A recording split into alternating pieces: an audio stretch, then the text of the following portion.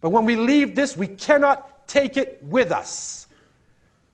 And so when we are in this position, when this trust is in our hands, we need to now implement, be involved in issues in society.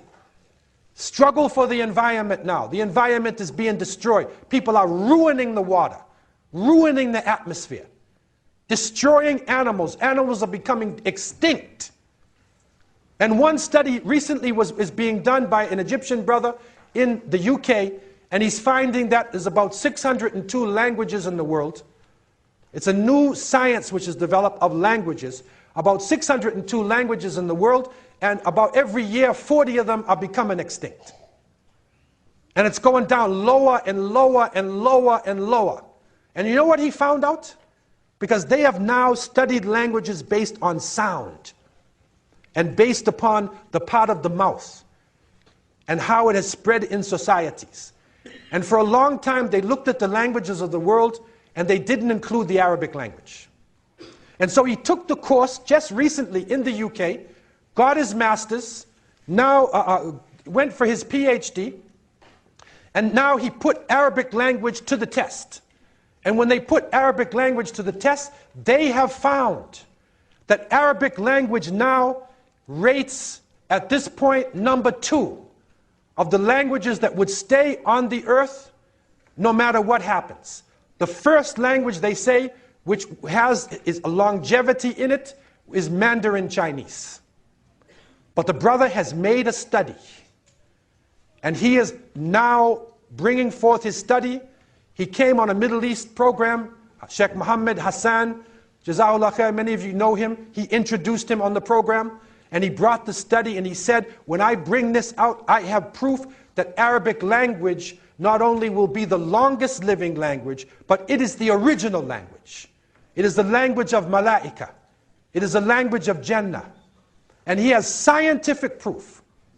And he showed that because they show phrases, when you say a word, it has sounds inside of it.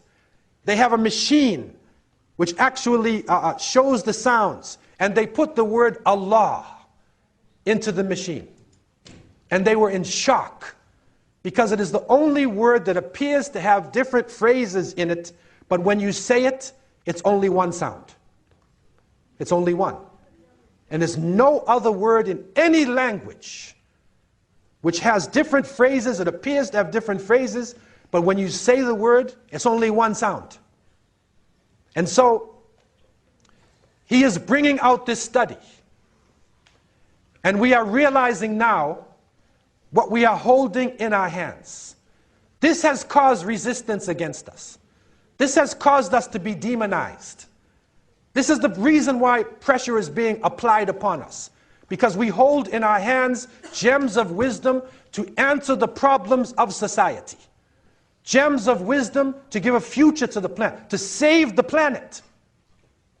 But every long journey begins with one step. And that step that we need to make is to come out of our illusion and to revive our faith. To practice the fundamentals. Go back again. Do the basics. Fall in love with what you are doing. And that wealth that is in your hands, and I say this to you tonight because we have a great opportunity in this community, as in other communities, to do something to help our children and to help our society. I was speaking with the Amir just today. We have an opportunity, and we need to do something to save the younger generation.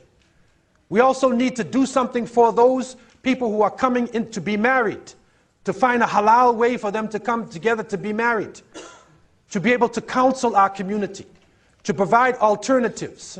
And all of you brothers, we're going to get you a wife, inshallah. To find a halal alternative. But that means we have to be courageous. And we have to think out of the box. Stay with Quran and Sunnah. But you don't have to be in a mold. Our cultures are not necessarily this mold. We have to wear certain clothes. We have to say certain things. The Sunnah of the Prophet ﷺ can be adapted, can go to any society, keep the principles. but deal with the society. We are now in a society where the younger generation is under attack. And we are one of the groups that the majority of our people are actually young people. A study was done to find the majority of Muslims are actually 25 years and under. If you took all of the Muslims and put them out on one field, you're going to find most of them are young people. It's the majority. But what is in our masjids today? Most of our masjids, with all respect, it has activities for men over 35 years old. Other people, other aspects of society, there's nothing in the masjid. In the time of the Prophet ﷺ, the masjid was an all-purpose Islamic center. That's how you can describe it. It was not a beautiful building with a qubba, and a dome, a mausoleum that you visit like a museum.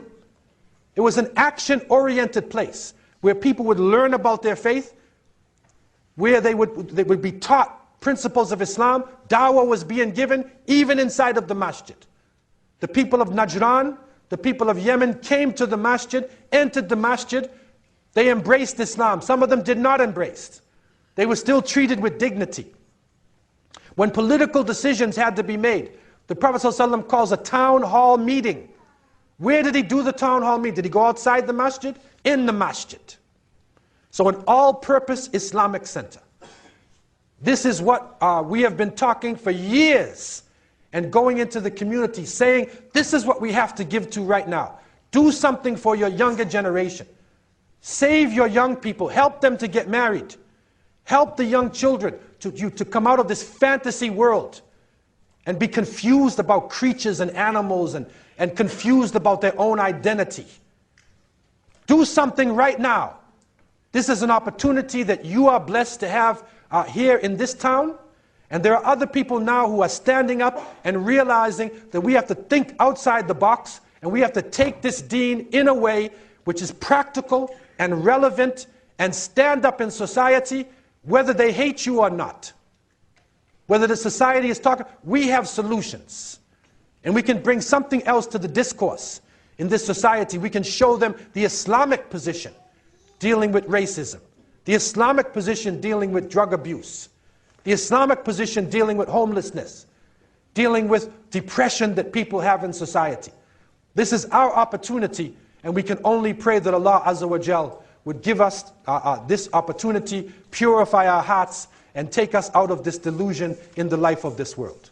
May Allah subhanahu wa ta'ala help us to come out of this illusion created by the evil one. May Allah protect us from all of the forces of evil that are surrounding our children. May Allah protect always and give honor to the children of the Ummah of Muhammad sallallahu alaihi wasallam. May Allah protect the women of the Ummah of Muhammad sallallahu alaihi wasallam. May Allah protect the men of the Ummah of Muhammad sallallahu alaihi wasallam.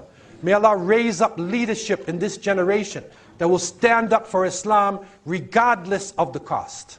And may Allah keep on our lips the words of the Quran that we would never forget. وَمَنْ أَحْسَنُ قَوْلًا مِمَّنْ دَعَى إِلَى اللَّهِ وَعَمِلَ صَالِحًا وَقَالَ إِنَّنِي مِنَ الْمُسْلِمِينَ. And who is better in speech than one who calls to Allah and does righteous deeds and says, surely I am from the Muslims.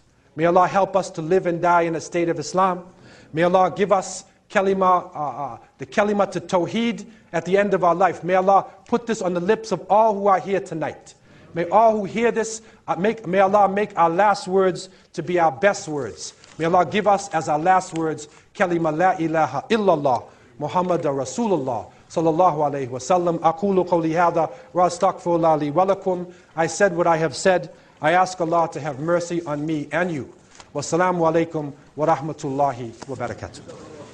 For more lectures or to request the monthly ASWJ Media CD to be delivered to you every month, please visit our website. You may also take advantage of the website to request CDs for a particular event, such as a wedding, dinner function, or any other occasion. Visit us on aswjmedia.com.au.